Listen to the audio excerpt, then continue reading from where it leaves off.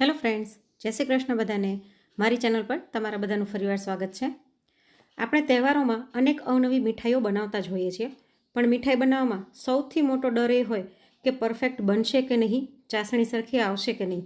પણ આજની મીઠાઈ એવી છે ને કે 15 મિનિટમાં બનીને તૈયાર થઈ જાય છે અને એમાં ચાસણીનો જરાય પણ ઉપયોગ નથી અને આપણે કોઈ પણ આર્ટિફિશિયલ કલરનો પણ ઉપયોગ નથી કરવાના અને ખાવામાં એકદમ સરસ સોફ્ટ અને ટેસ્ટી બને છે.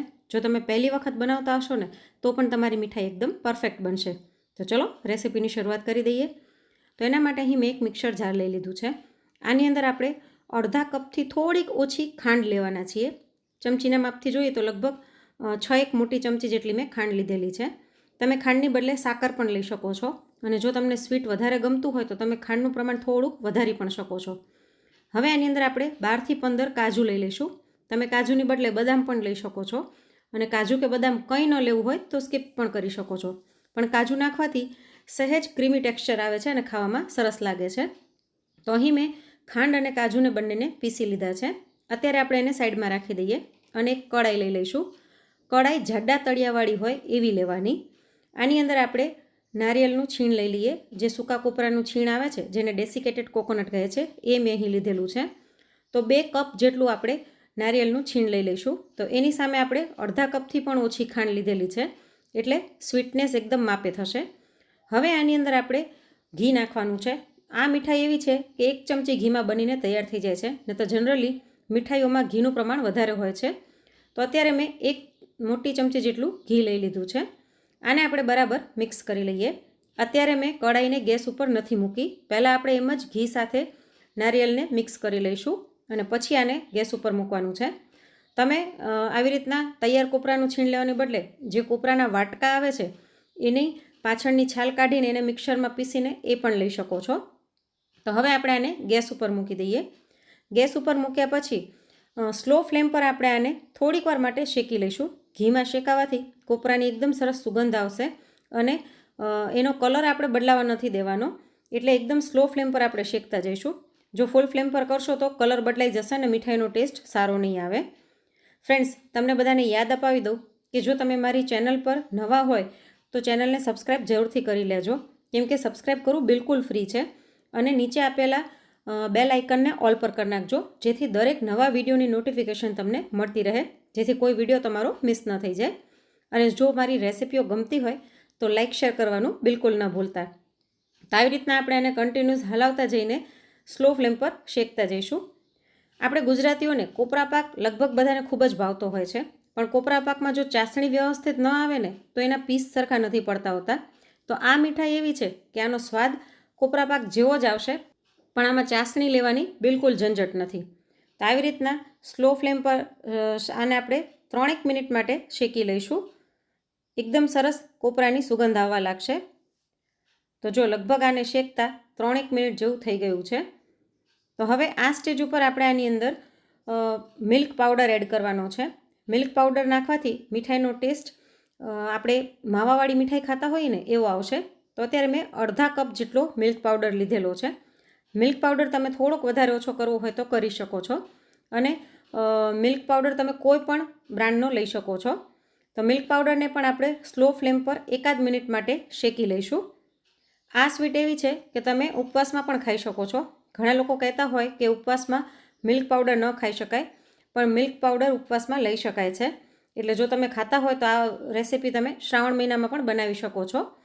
તો જો મિલ્ક પાવડરને પણ મેં 1 મિનિટ માટે શેકી લીધો છે. હવે આની અંદર આપણે દૂધ એડ કરવાનું છે. તો અત્યારે મેં અડધા કપ જેટલું દૂધ લીધું છે. મલાઈ સહિત જ મેં દૂધ લઈ લીધું છે. તો દૂધ આની અંદર નાખી દઈએ અને આશરે 2 ચમચી જેટલું દૂધ આપણે બાકી રાખી દઈશું. દૂધ નાખવાથી મીઠાઈ છે તે અંદરથી એકદમ મોઇસ્ટ લાગશે. સૂકા કોપરાનું છીણ એકદમ ડ્રાય નહીં લાગે, ખાવામાં મજા આવશે અને સાથે જ એનું બાઇન્ડિંગ પણ સરસ આવી જશે. એટલે થોડુંક દૂધ એડ કરવાનું. આ રેસીપી એવી છે ને કે તમારે માપમાં એકદમ પરફેક્શન રાખવાની જરૂર નથી. થોડુંક પ્લસ માઇનસ હશે ને તો પણ તમારી મીઠાઈ એકદમ પરફેક્ટ જ બનશે. તો દૂધ નાખ્યા પછી હજી આપણે આને સ્લો ફ્લેમ પર થોડીક વાર શેકી લઈશું, એટલે દૂધની કચાશ ન લાગે અને એકદમ સરસ કોપરાનું છીણ છે તે દૂધને એબ્ઝોર્બ કરી લેશે અને ફૂલશે અને ટેસ્ટ પણ એનો સરસ આવશે. તો આવી રીતના આપણે આને મિક્સ કરતા જઈશું. ફ્રેન્ડ્સ, તમે બીજી કઈ કઈ મીઠાઈઓ જોવા માગો છો, કેમ કે હવે અનેક તહેવારો આવી રહ્યા છે, તો તમે મને કોમેન્ટમાં જરૂરથી જણાવજો. તો હું એ રેસીપી પણ તમારી સાથે શેર કરવાની ટ્રાય કરીશ. તો જો આવી રીતના શેકાઈ ગયું છે, તો હવે આપણે એકાદ મિનિટ માટે ગેસની ફ્લેમ બંધ કરીને સાઈડમાં રાખી દઈએ. અને અહીં મેં એ જ મિક્સર જાર લઈ લીધું છે જેમાં આપણે ખાંડ અને કાજુને પીસ્યા હતા. એને મેં એક કપમાં કાઢી લીધા છે. હવે એની અંદર આપણે એક નાનો બીટનો ટુકડો લઈ લઈશું. નેચરલ કલર દેવા માટે થઈને અહીં મેં બીટ લીધેલું છે, પણ તમારે જો ગુલાબી કલર ન દેવો હોય તો તમે કેસરવાળું દૂધ પણ લઈ શકો છો. હવે આપણે શરૂઆતમાં દૂધ નાખ્યું ત્યારે જે 2 ચમચી દૂધ બચાવ્યું હતું તે આની અંદર નાખી દઈશું અને આને આપણે પીસી લઈએ. જરૂર પડે તો તમે હજી એકાદ ચમચી દૂધ વધારે એડ કરી શકો છો. તો જો એકદમ સરસ આનો કલર આવ્યો છે. હવે આપણે એક બાઉલ ઉપર ગળણી રાખીને આને ગાળી લઈશું, એટલે એકદમ સરસ નેચરલ લાઇટ પિંક કલર આવી જશે.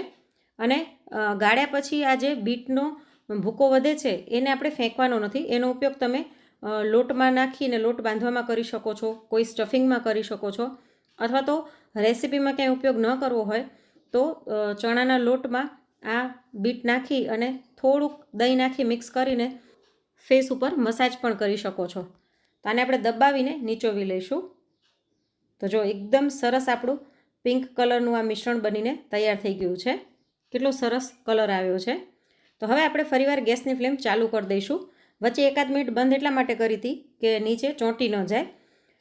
આપણે આને સહેજ મિક્સ કરી અને હવે જે કલર તૈયાર કર્યો હતો તે આની અંદર એડ કરી દઈએ. તો એકદમ નેચરલ કલર છે અને તમને એવું લાગતું હશે કે આમાં બીટનો સ્વાદ આવે, પણ જરાય સ્વાદ નહીં આવે. કોઈને ખબર નહીં પડે કે આની અંદર આપણે બીટનો ઉપયોગ કર્યો છે અને એકદમ સરસ નેચરલ કલર આવશે.